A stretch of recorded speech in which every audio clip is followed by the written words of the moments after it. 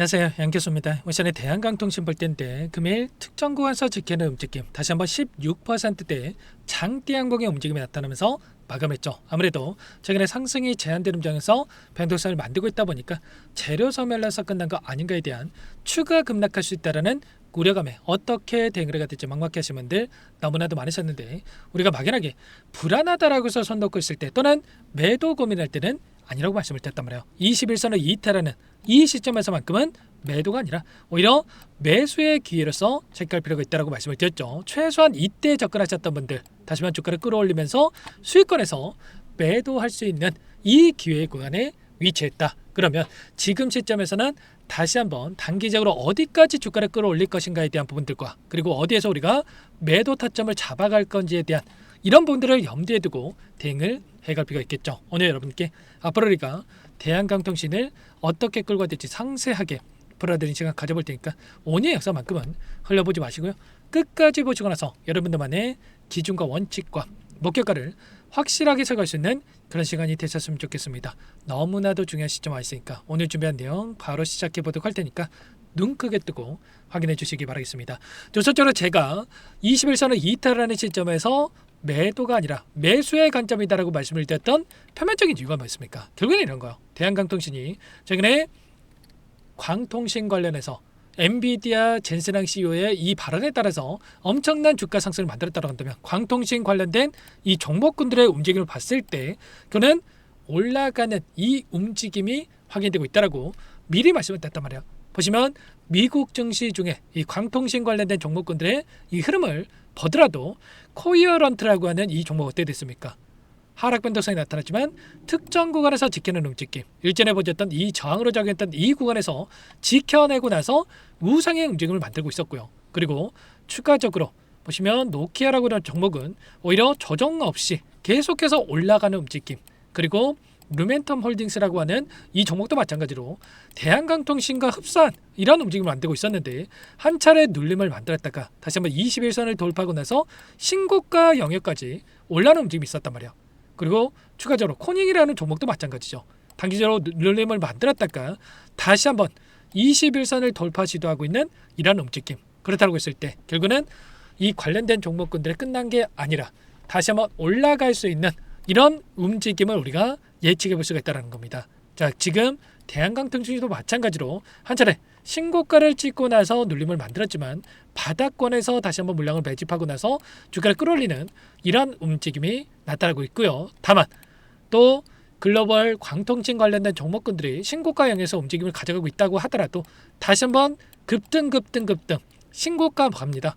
이게 아니고요. 최소한 이제는 윗구간에 묶여있던 이 물량들에 대한 부분들이 어떻게 물량서가 이뤄지는지 이런 부분들을 파악을 하고 나서 정확한 대응 시점에 대한 부분들을 잡아갈 필요가 있다는 거예요. 그래서 지금 시점에서 제가 말씀을 드리는 거는 지금 당장 매수하세요 또는 지금 당장 매도하세요 이런 차원에서 말씀을 드리는 게 아니고, 지금은 최소한의 다시 한번 아래 구간에서 대응을 함께 하셨던 분들 또는 윗구간에 접근하신 분들도 어디에서 우리가 다시 한번 비중에 대한 조절을 해 가야 될 건지 이런 부분들 대응의 관점에서 준비를 하고 끌고 갈 필요가 있다는 걸 말씀을 드리는 겁니다. 결국엔 이런 거예요. 최근에 아래 구간에서 지금 지켜주고 있는 움직임 자체가 보시면은 이 매물대로 보시면 어때요?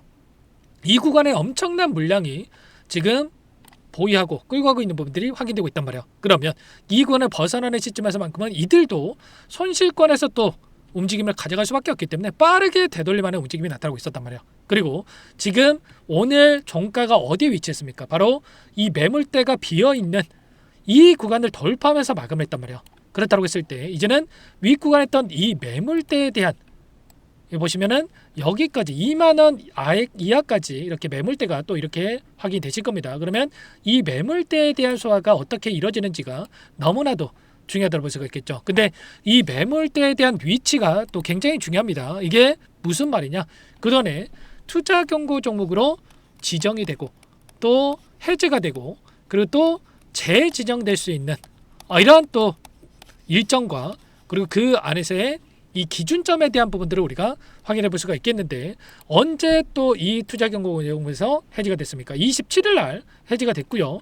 그리고 최초 판단일, 재지정에 대한 최초 판단일이 4월 28일이었는데 언제까지 이 수년이 돼가지고 판단하느냐? 바로 5월 12일까지 판단한단 말이에요. 그렇다고 했을 때 오늘의 종가 그리고 내일은 휴장일입니다. 5월 5일로서 휴장일이고 5월 6일 수요일에 지금 종가가 어떻게 또 형성이 되느냐에 따라서 투자 경고 종목으로 재지정이 될지 말지에 대한 이런 부분들에 대한 갈림길이 있다. 근데 이 세 가지 조건에 모두 다 해당이 됐을 때 투자 경고 종목으로 지정이 된단 말이야. 첫 번째와 두 번째 조건에 대한 분들 봤을 때 결론이 이런 거야.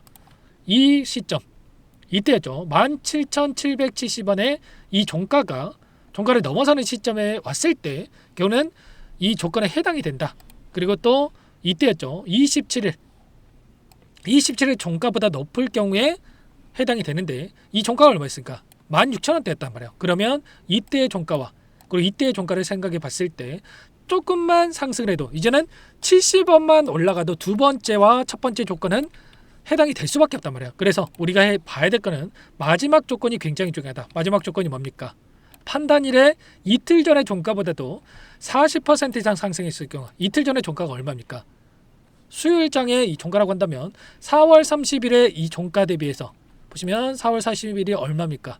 바로 15,150의 종가보다 40% 이상 급등했을 경우에 해당이 될 수밖에 없단 말이에요. 그러면 이 종가 대비해서 지금 1.4, 40% 이상 급등했을 경우 그러면 21,210원을 돌파하지 않는 이상은 수요일장에서는 경고 종목으로 지정이 되지 않는다. 그래서 이런 구간 안에서의 상승에 대한 부분들과 여기까지 다 만약에 올라간다고 했을 때 과연 이들이 여기를 돌파하고 경고종으로 지정이 될 것인가 아니면 여기서 한 차례 눌림을 만들 것인가에 대한 갈림길이 있는데 이 안에서의 대응이 굉장히 중요하다고 말씀을 드리고 있는 거고 그래서 수요일장에 어떠한 움직임을 가져가는지가 너무나도 중요하다. 그래서 내일은 우리나라 증시가 국내 증시가 휴장일이지만 미국 증시는 또 열린단 말이야. 그래서 미국 증시에 대한 움직임까지도 지금 광통신 관련된 종목군들 흐름까지도 체크를 하고 나서 여러분께 전부 다 공유를 드릴 테니까 혼자 계시다가 또 손 놓고 있다가 실수하지 마시고 여러분께서는 요청하시면 됩니다. 상단의 번호 010-2118-8840 번호로 대안이라고 두 글자만 남겨놓으시면 전부 다 여러분께 대응이 필요한 시점 왔을 때 얼마 원 비중까지 적어서 실시간으로 여러분께 신호를 드릴 테니까 놓치지 마시고 대안이라고 빠르게 남겨놓고 나서 함께 대응을 해가시기 바라겠습니다. 아시겠죠? 너무나도 중요한 시점 와 있고 또 오늘 이렇게 급등했다라고 해서 그러시면 안 됩니다. 빠르게 여러분들 남겨놓으셔야 실수하지 않고 수요일 우리가 만들어갈 수 있기 때문에 놓치지 마시고 함께 대응을 해가보시기 바랄게요. 아시겠죠? 전부 다 무료로 도움을 드리고 있고요. 그 대신에 구독과 좋아요 이 정도 한 번씩은 남겨놓고 나서 함께 해보시기 바라겠습니다. 아시겠죠? 끝으로 여기까지 영상을 시청해 주신 우리 구독자님을 위해서 선물 한 가지 가져왔으니까요. 이 선물만큼은 절대로 놓치지 마시고 소요해도 괜찮으니까 함께 하셔가지고 수익 만들어 가시는데 보탬이 되셨으면 좋겠습니다. 어떤 종목인지 잠깐만 설명을 드려보도록 할게요. 제가 2,000개가 넘는 종목을 다 뒤져가지고요. 삼성그룹이 지분 투자를 했고 대한민국이 준비하고 삼성이 준비하는 AI 팩토리 수혜주를 가져왔습니다. AI 소프트웨어 관련주고요. 메이저 창고들의 수급이 크게 증가하고 있는 상황, 박스권 상단 돌파 초입 구간에 있는 종목입니다. 오늘 선물로 이 종목 010-2118-8840 문자로 선물이라고 보내주시는 주주님들께 알려드릴 거예요. 보내드릴 테니까 종목명 확인하시고 각자가 한번 매매를 해보시면 되겠습니다. 조금 뒤에 기업 분석해드릴 텐데 들어보시면 깜짝 놀라실 겁니다. 여러분들 주식은요 상패 같은 위험성이 없어야 됩니다. 일단 실적이 좋고요. 삼성 이름값 합니다. 여러분들께서 왜 이 종목을 보셔야 되냐면요. 세계 최대 AI 팩토리 구축 대한민국은 앞으로 이걸 할 거예요. 굵직한 대기업들 삼성을 비롯해서 많은 기업들이 슬로건을 내건 게 AI 팩토리 구축입니다. 이제 이 AI 팩토리를 모르고서는 주식을 할 수가 없어요. AI 팩토리는 반도체, 자동차, 스마트 팩토리, 로보틱스, 자율주행, 피지컬 AI로 커지는데 관련 부품, 장비, 소프트웨어 이런 기업들의 동반 상승을 기대해 볼 수가 있겠죠. 삼성전자의 AI 팩토리로 예를 들어 볼게요. 삼성전자의 AI 반도체에 기둥을 두고요. 장비도 있을 것이고 로봇도 있을 것이고 관련 부품주들도 있을 거예요. 근데 마지막 조율을 할 수 있는 AI 소프트웨어 부분이 필요합니다. 지금 삼성전자 단기간 내에 4배 가까이 올라간 상황. 삼성전자의 반도체 장비를 납품하는 원익 IPS 삼성그룹이 지분을 가지고 있는 레인보우 로보틱스, 관련 부품주인 FST도 말할 것도 없죠.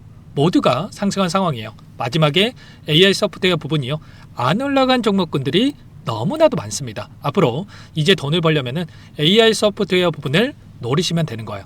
지금 이재용 회장이 이쪽으로 사활을 걸고 있어요. GPU 5만 장을 확보를 했기 때문에 인사단행했죠. 이걸 위해서 벤츠 회장도 만나서 사업 이야기를 하고 있고요. 로봇 관련해서 레인보우 로보틱스를 인수를 했죠.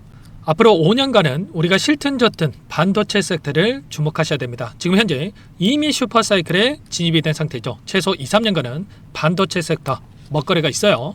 그래서 오늘 가지고 온 종목 보이시는 차트는 월봉이고요. 월봉상 오랜 기간 박스권 매집이 이뤄졌고 이미 역대급 거래량을 터뜨리면서 박스권 상단 전고점 매물대 소화가 끝난 상태죠. 그럼 이제 어떻게 되겠습니까?